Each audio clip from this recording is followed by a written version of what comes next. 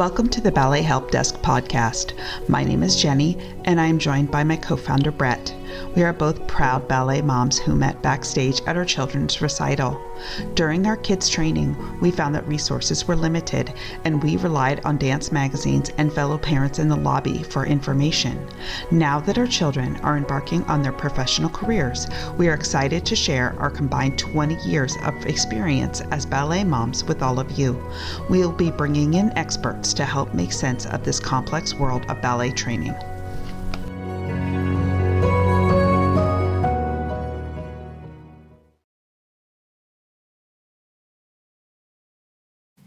Today we welcome Samantha Daly, a gyrotonic and gyrokinesis teacher in the Bay Area.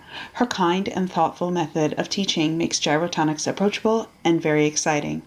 We are so grateful she was able to share her wealth of knowledge with us. Please enjoy our conversation. Hi, thank you so much for joining us today. We are here with Samantha Daly, and for those of you who are familiar with the Bay Area, she is better known as Spiraling Sam, and she's worked with a number of dancers around the area, and we are so lucky to have her. So Samantha, thank you so much for joining us today. And if you could just start by telling us a little bit about yourself and then also how you became a gyrotonics instructor. Yeah, thank you for inviting me.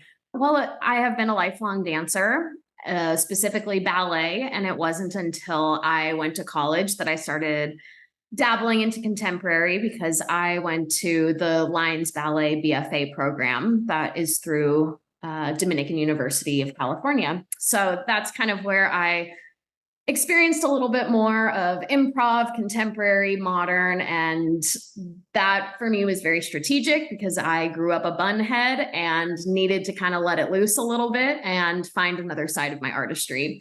So that program actually is where I found Gyrotonic. I was very lucky to hear that we were having a cross-training system, but Gyrotonic was not something I'd ever heard before. We had Gyrotonic one day a week and then Gyrokinesis, which is also in that same umbrella.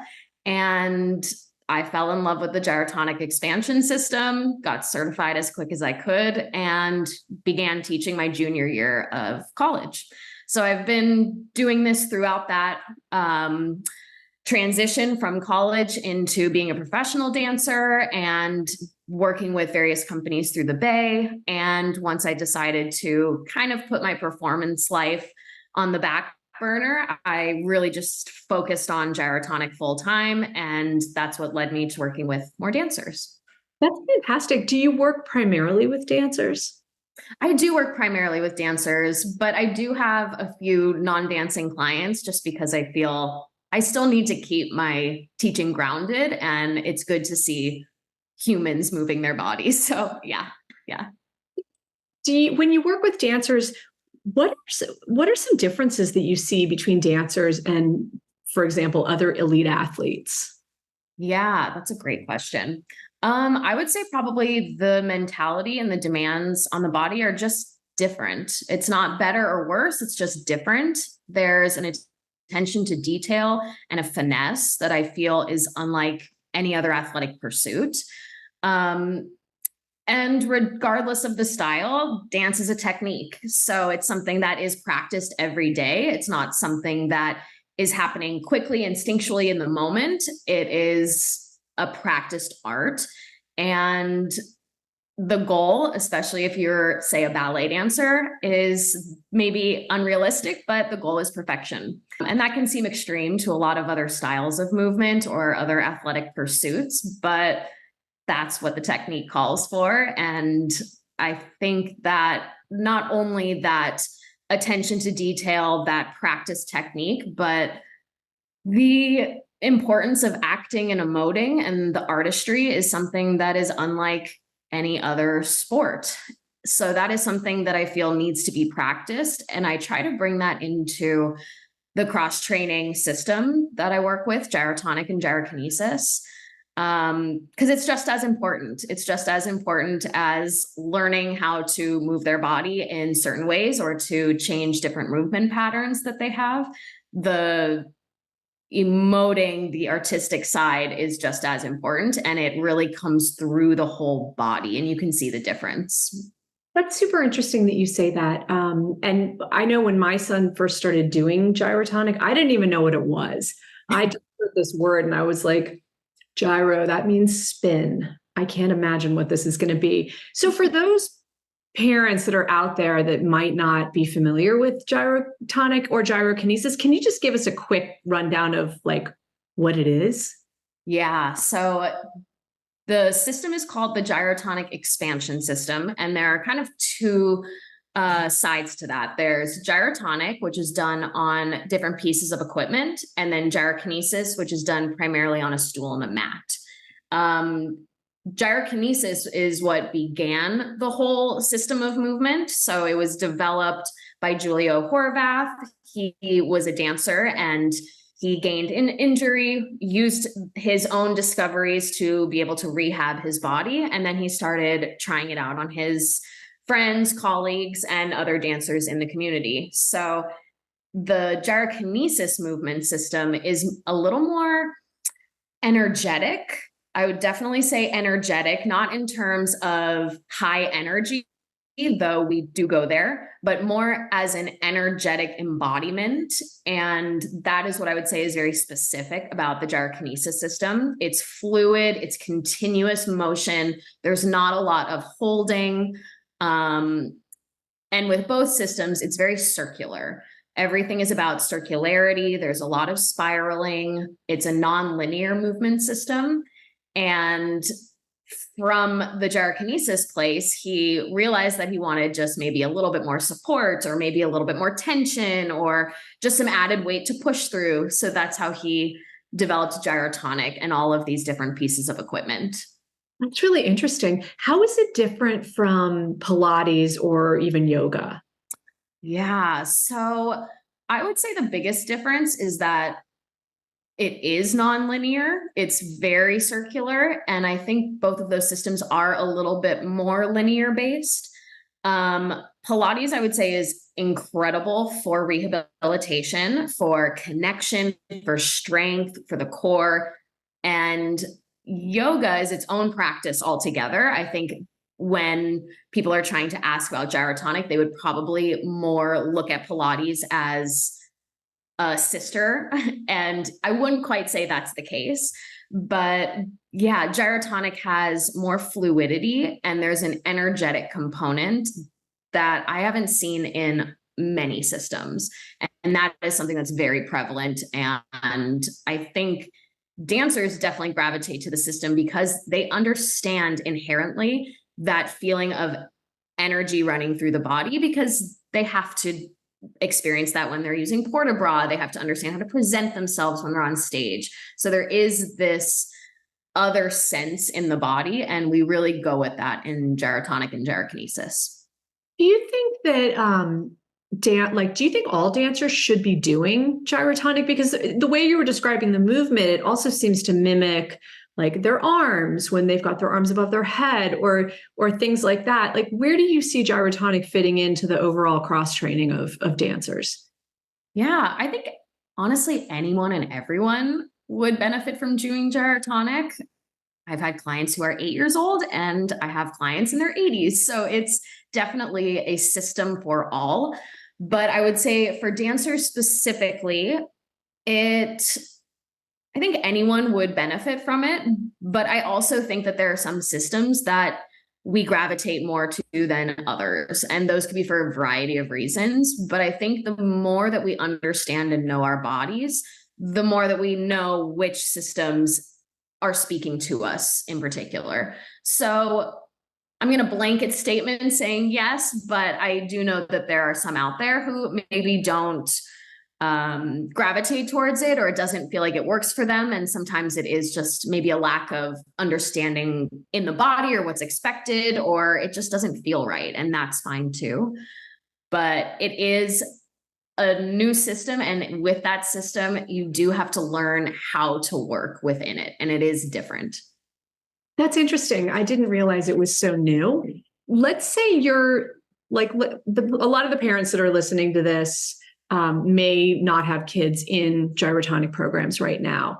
How often do you need to be doing a gyrotonic or a gyrokinesis program to start to see some sort of results? Yeah, I would say a lot of people do gyrotonic 1 day a week, but if you're looking for results, I would say go to 2 times a week, and group classes are always available.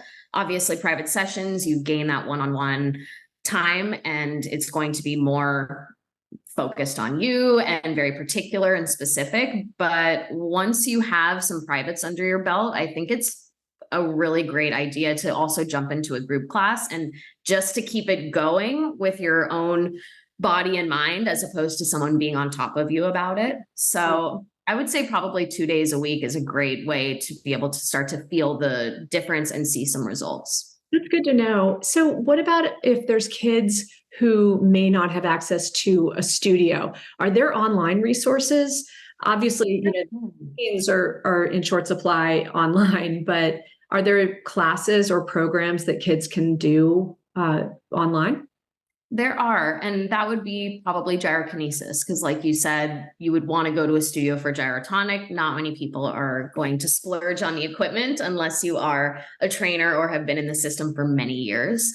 So gyrokinesis would be the best bet. And there are virtual classes happening all over the world. And I teach virtual classes as well. And within the last 2 years, I put together a virtual program specifically for dancers. I have another program specifically for gyrotonic and gyrokinesis focused folks, and then a program that is all of the above. So it's a great opportunity to check out what the systems are all about, and to be able to kind of like dip your toe in, and you can do it whenever you want and need. So I think that that is definitely a benefit. That's fantastic. So you literally log on and the class is right there. Yeah. I'm working on an app right now, and it should be even easier, but yeah, you just log on and there's a library of like over 60 or 70 classes to take. And some of them are focused on a feeling, some are focused on a movement, some are focused on just a warm-up class. And so, yeah, there's kind of something for everyone. Amazing. So with cross training, other types of cross training, whether it's weightlifting, running, swimming, there's always myths, right? Like if you lift weights, you're going to bulk up. If you run, dancers shouldn't run because it's terrible for their knees, whatever it is. Do you ever hear any myths that exist around gyrotonics as it relates to cross training for ballet?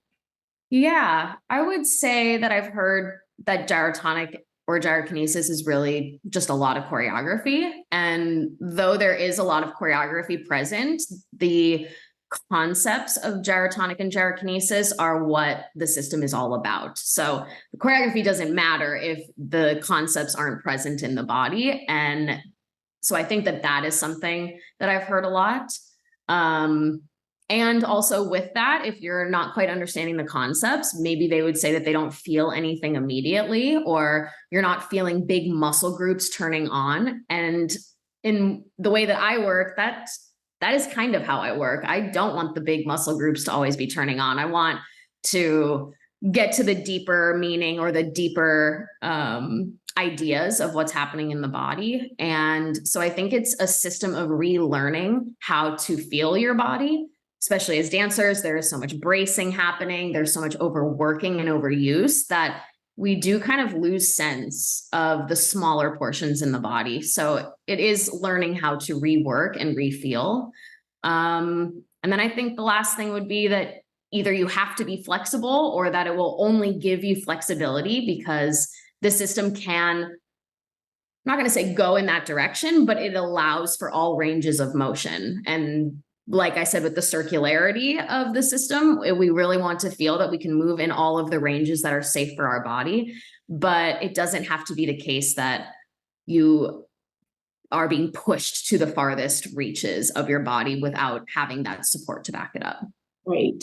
So you mentioned flexibility, which I think is interesting. And one of the things that you always hear with dancers is turnout.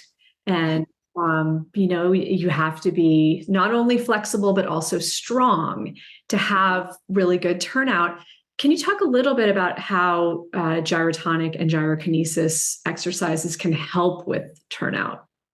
Yeah, the system does include a lot of turnout opportunities, I would say, because there are so many programs. There are programs specifically for dancers, there are programs for tennis players, there's osteoporosis, it's never ending. So there is a lot of opportunities to find external rotation. And what I do also love about gyrotonic is they work a lot on internal rotation, which does help lead to greater external rotation just because it's unlocking the hip in both directions.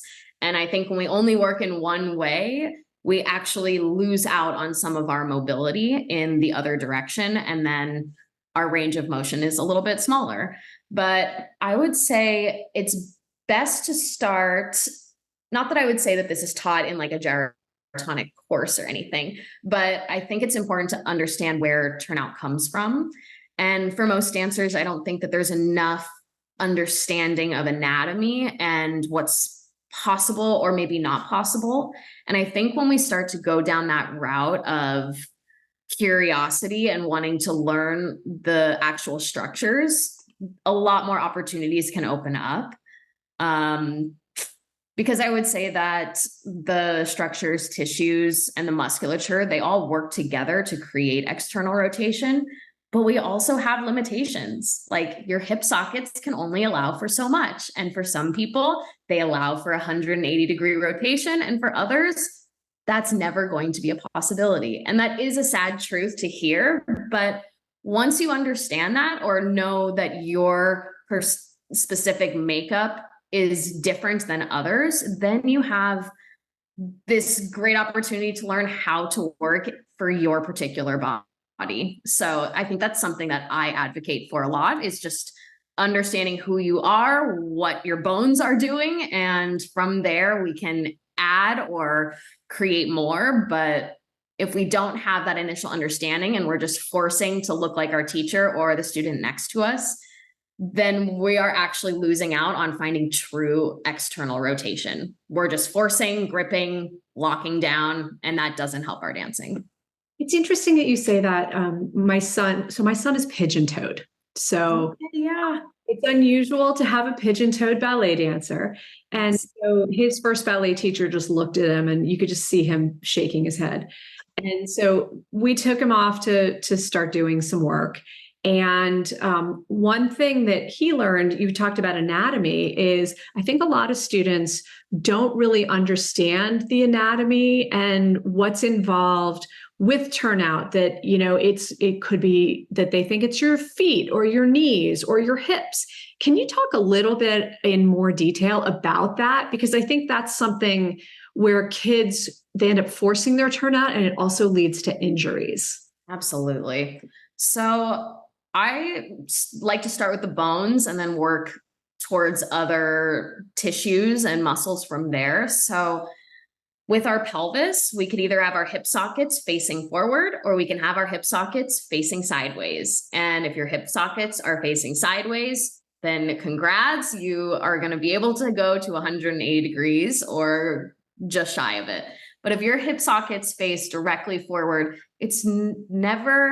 it is unfortunate, but it is never going to be an option. And that was me. I was that dancer. My hip sockets are not directly forward, but they're on a diagonal. So I'm just never going to have a 180-degree turnout. And it is something that I kind of had to reconcile. But there is power with knowing what's actual reality. And so, yeah, so from there, knowing that I think is very important. But then from there, we have 6 rotators. And I would say for most dancers, only 3 of them are being accessed. So that's like half the equation. That's not stepping up to bat or supporting the external rotation. And then I think we're overusing our glutes a lot. I think we're using our glutes to do all the work, and the rotators are much deeper than the glutes that sit on top. And when we're just squeezing our glutes, we're locking down the pelvis. We're taking away from being able to externally rotate in a deep, controlled fashion. And like you said, students are turning out from their knees, they're turning out from their feet, and it should mostly be happening at the top, like maybe 80%. And then from there, the leg does turn out. That is something that I think gets lost. I don't think that we talk enough, or teachers talk enough, about the lower leg being able to spiral to continue the external rotation. So that's a big portion of it. And the line of the foot is just finishing. But I think most dancers are using the foot to hide maybe what they haven't quite accessed above. And that is, we're just changing the pattern of the whole leg. And that happens for every tendu, every plie, every jump, every landing. And you can be injured all along the way from the ankles up to the hips, if that's the case. Wow. That's a, and I do want to build on injuries. So you work with a lot of dance students and a lot of professional dancers. Among students, you mentioned, injuries that could come from forcing turnout, but what is it that you commonly see among students in terms of injuries? Yeah, I see low back pain, a lot of ankle pain from, I guess, what we were talking about before. That's a big part of it. And hip pain. I see a lot of gripping, a lot of bracing, and those patterns, I think they come from the top down. I don't know. I think teachers from the past, and maybe it's continuing a little bit, though I do think it's getting a lot better, there's throughout general corrections, and that doesn't apply to everyone. And maybe it's like a 2-word correction, just throwing it out into the room, and dancers are going to work as hard as they possibly can. They want to impress, they want to please, and they will do it with all of their might. And the all of their might is what shouldn't be happening, because it is that extra bit that is creating force and grip and so much extra tension in the body that it's just a matter of time when an injury will happen. Interesting. So when you get students, there's always they talk about the good pain and the bad pain, right? Like the good pain is, I really worked my muscles and I'm sore because I got a great workout. The bad pain is, I might be injured. When you work with students, how do you help them distinguish between those? Yeah, that's a great question. So I ask a lot of questions. Definitely talk about, well, actually, I would say it's important to learn about the location of what you're feeling. And I always have my phone on me because I have an anatomy app that I feel is so important to whip out in the moment, because for some dancers, it's like, it hurts here. And it's just a general spot. There's not really a lot of understanding of, is that a muscle? Is that a ligament? Like, what are we feeling here? So sometimes pulling out the app and pointing to particular parts is very helpful. And it also gives them an idea of like, oh yeah, it's that exactly right there. So that can really be helpful. But I also really love the notion of the deep front line. And this is a particular set of muscles that are connected by fascia that are, when are accessed, it creates a deep core connection. And not just core like your abdominals, but core like what is supporting the structure of your body, and more specifically your spine. So when we hear a lot of, my quads, my hip flexors are just killing me, they're overworked, they're overused, this is telling me that we aren't accessing like the deeper line in between, like going up the legs, up the pelvic floor, up into the deep abdominals. And I think it's a great image to look up. You can Google it, the deep front line versus the superficial line. And this is from Tom Myers. He is incredible in terms of understanding the fascial system and being able to explain it. He's someone that is very inspiring to me. And that has really helped me to understand what is overworking or overdoing versus what should probably step up and help aid. That's really interesting. Deep front line versus superficial line. Is that what you said? Yeah. Wow. I've never heard that before. That's really cool. So you have some students, right, that you're working with. How do you talk to them let me back up for a second. Students don't ever want to sit out when they're hurt, right? They're terrified they're going to be left behind. They're worried that other students are going to pass them by. And we know dancers are all perfectionists. So when you have students that you're working with where you suspect, they might be hurt, right? Like they might need to take some time off. How do you talk to them about that?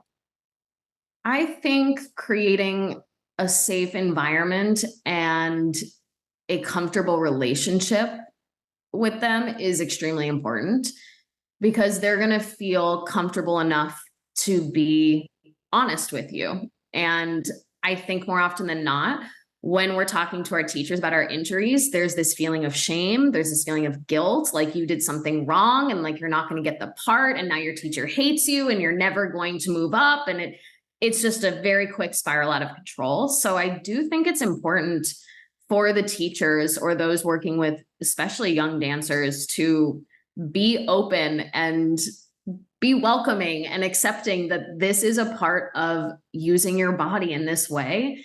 And if you can't meet that with some sort of compassion and like, okay, let's figure this out. These are the next steps we're going to take.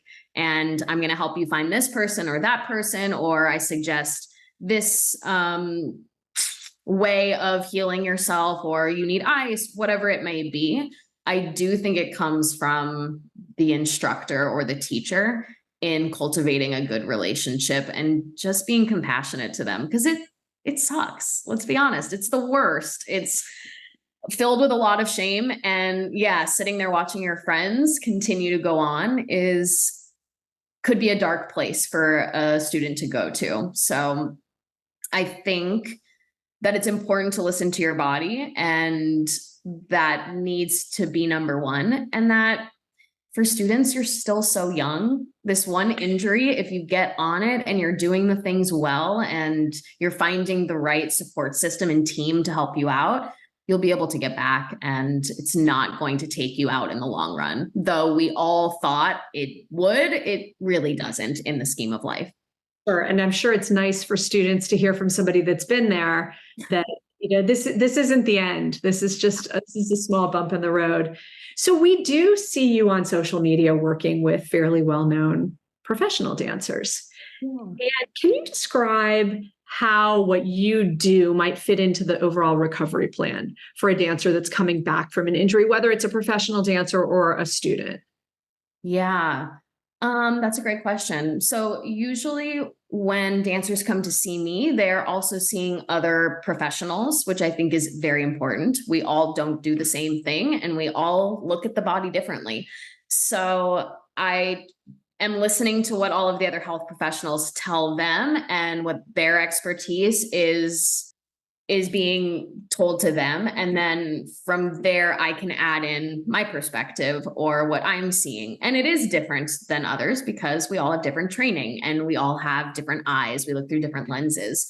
So the dancers that are coming to me, we are fine tuning. We are repatterning. We are sometimes doing damage control, but there is a lot of finesse and getting down to the small nitty gritty. And I think I love that. I think that's where I thrive. And I don't think that we have enough time to do that. We're not given the opportunity. And in class, that's not the time to be able to repattern whatever injury just came into your body. You just don't have time, and you're thinking of a million other things. So for me, the off time, the cross training time, the rehab time is when you can start to get into that headspace and really fine tune or repattern what needs to happen to be able to flush an injury out, or to help other muscles step up, or to just relearn how to do a specific step. Staying on the theme of injuries, what are some of the mistakes that you've seen specifically with dance students when they're trying to come back from an injury? Yeah, I would say it's usually coming back too quickly. And for all the reasons that we described before, of not feeling like you can be with your injury, but going back very quickly and not remembering the process that you just went through. So say you have a hip injury and 6 months ago you were able to get your leg up to your head. Now you're coming back after 6 months and you cannot expect that that's going to be the same. Yes, you can get it back there, but we just can't expect that that's going to be the same, and you shouldn't push yourself to do the same. So, and I think this comes with time and maturity, but learning how to listen to your body and feel when something feels funky, because that really matters. Your body knows if you're forcing yourself through pain over and over. And I think as young dancers, we push it off just for the sake of wanting the part, for the sake of impressing a teacher. Like, all of these reasons are part of it, but throwing themselves back in without taking the time in the first few classes or maybe the first few weeks to really like have a curiosity, like, how does this plie feel today? How does landing this jump feel? Okay, that feels not so great. I'm going to go over to the bar. I'm going to hold the bar and I'm going to do some releves instead. Do you see dancers trying to come back too quickly often? Is that a common thing that you see in your practice? I would say so. And I think there's a lot of, it comes from the top, I would say.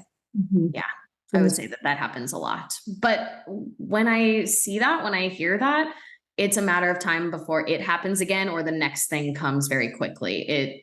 That time shortens from when you are a healthy dancer because you didn't take the time that your body actually needed, and it knows.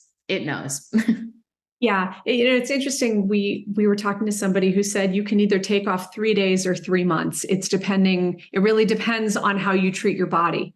Yeah. And sometimes 3 days results in you being able to dance for 3 months versus not taking those 3 days off. You might be out for 3 months. And I thought that was an interesting way to look at it. Definitely. I think mentally we want to get back quicker than our body is communicating to us. And so sometimes we have to quiet the mind and have a little a reality check moment, which is, it's hard. It's hard. It is. So I can't tell you how much we appreciate you taking the time to talk to us. Oh, thank you. We really appreciate it. And we'll be sure to put information for all of our listeners about how you can reach Spiraling Sam directly if you're in the Bay Area. And also, if you are interested in her online classes, we will have a URL. But I do want to thank you for your time. And that's all we've got for today. Thank you so much. If you liked what you heard on this episode, please take a moment to help us spread the word. Leave us a review on your preferred podcast platform, tell a friend, and share on your social media. Also, as your dancers return home from their summer intensives, please head over to the ballethelpdesk.com and leave us an anonymous review of the program. Help your fellow dance parents by letting them learn all about the good, the bad, and everything in between. Thank you so much for joining us. If you would like to learn more about Samantha and her gyrotonic work, please follow her on Instagram at Spiraling Sam. You can also find out more about her classes at www.spiralingsam.com.